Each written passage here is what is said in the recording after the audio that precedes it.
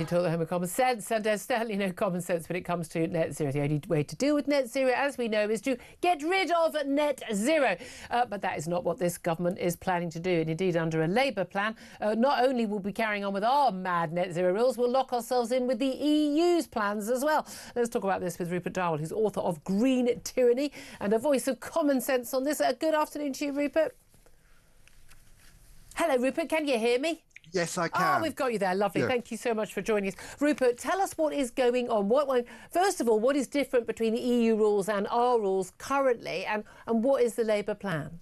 Well, the Labour plan is to align Britain totally with Brussels on achieving net zero. So not only are we going to be under the jurisdiction of the European Court of Justice in terms of getting to net zero, the Labour government is also planning to basically extend the European Emissions Trading Scheme, the ETS, to Britain, which is a form of taxation without representation. So having voted in 2016 to take back control, the Labour government is proposing to surrender control back to Brussels over this critical area. I mean, it's absolutely mad. And again, because net zero is going so well for both us and indeed the EU, where we are seeing the absolute hollowing out of the German economy, which used to be the industrial base of Europe, because of their mad net zero policies. We're seeing that. But I mean, I know that they had very similar policies on things like, selling of hybrid or petrol diesel cars, and then various dates would change, whether it was 2030, 2035.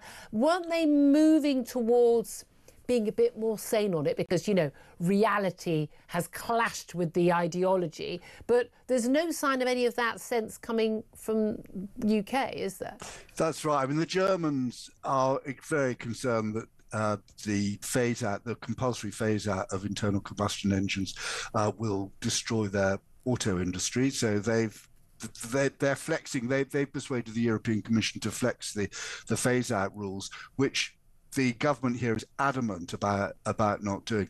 I mean, Julia, what's really strange is only a couple of days ago, the Prime Minister was in Berkshire talking about the cost of living crisis. He actually said every minute that we're not talking about the cost of living is a wasted minute. And now he's doing this garbage. Yeah. I mean, you cannot make this stuff up. This is the thing. I mean, it was really interesting. We had some figures out in the last couple of days about car sales, and they've sold more than 2 million cars. Lots of people basically were waiting to see, whether rules would change, and also just sort of waiting to see what happened in the budget, probably.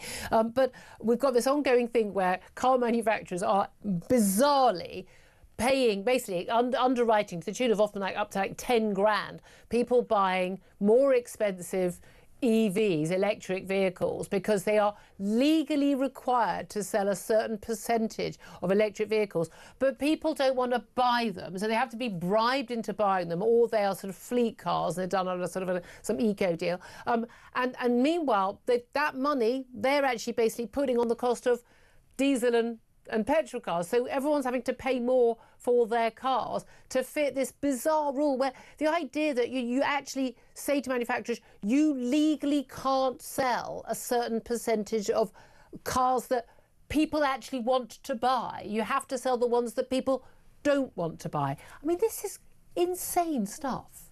It is absolutely insane. And it's basically, if you look at the car sales, they're, as you imply, they're bought by fleet buyers, not by your average Joe who've been priced out. Because obviously, if car manufacturers are limited in the number of normal cars they can sell, they'll price them up. They'll sell the luxury models, and they've basically priced out normal people from buying a new car.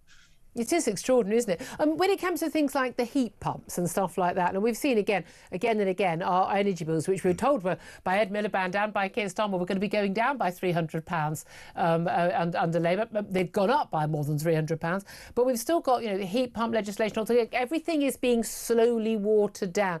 We know that Ed Miliband is an absolute zealot, but we also know that Keir Starmer doesn't believe in anything at all.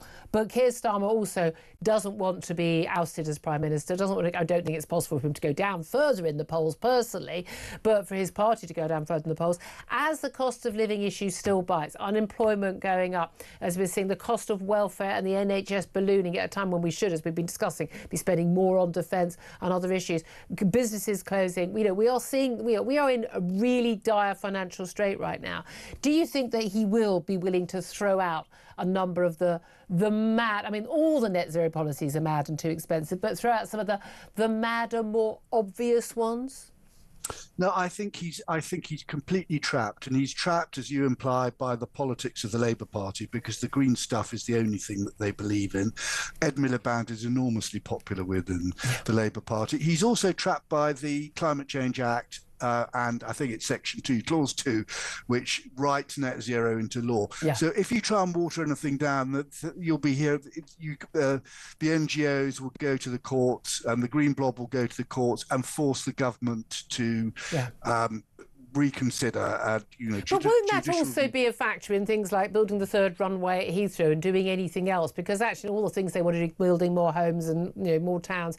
But the reality is you can't build anything if it would have any impact on your ability to achieve net zero by 2050. Now, we're not going to achieve net zero by 2050. I don't believe it's desirable or attainable for us to do that. It's certainly not financially possible. But you can't technically, under that Climate Change Act, do anything, can you? Well, what the Climate Change Act really does is take power from elected politicians we have elected to make these trade-offs, to make decisions. Every policy objective, there are always trade-offs in policies. And they've taken that power, they have transferred to the courts. And what Starmer's doing by aligning Britain's energy policy with Brussels is transferring power back to the European Court of Justice. Yeah. So we'll end up with the European Commission taking Britain to court. I mean, it is completely insane.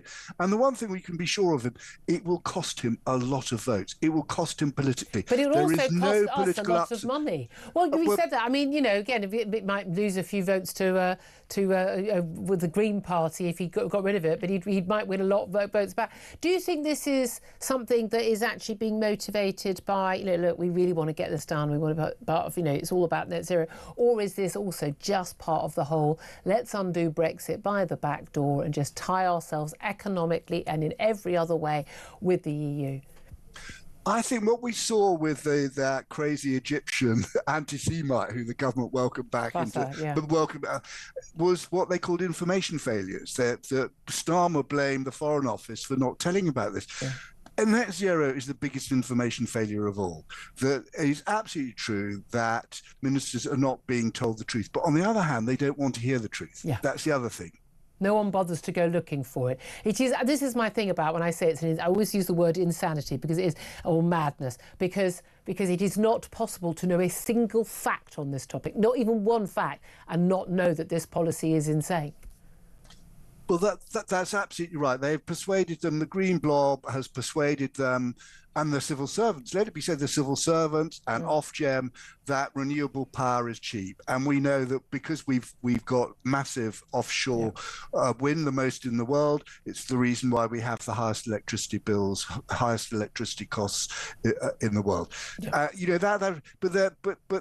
The politicians don't want to believe. They think it's free. They think the sun and the wind are free. This is for me. It's just like politicians having to have an IQ test. Whenever I've asked any politician, backbench MPs who vote for a lot of this stuff, they know absolutely. They know net zero about net zero. That's for sure. Rupert, thank you as always for coming on the show. Author of Green Tyranny. Claire Pearsall, your thoughts on all of this? I mean, it just highlights the Prime Minister's ever-wishing love to be back in the European Union, doesn't it? Any move that brings us closer to it, he's going to be happy with. His Energy Secretary clearly also believes that, and it'll just make us poorer. Absolutely. It really is extraordinary, isn't it? It's very interesting how many stories there are at the moment about us sort of realigning with the EU. It's frightening. Agri-food and the like. And it is simply so disingenuous, so dishonest. It really is, and it's frightening that they think they can get away with it. No. They know they can get away with it. But can they? I just really want that Brexit uprising to come back again. I really do. Do you know what, though? They were they were wonderful times. They were good times. We came on air first time March 2016.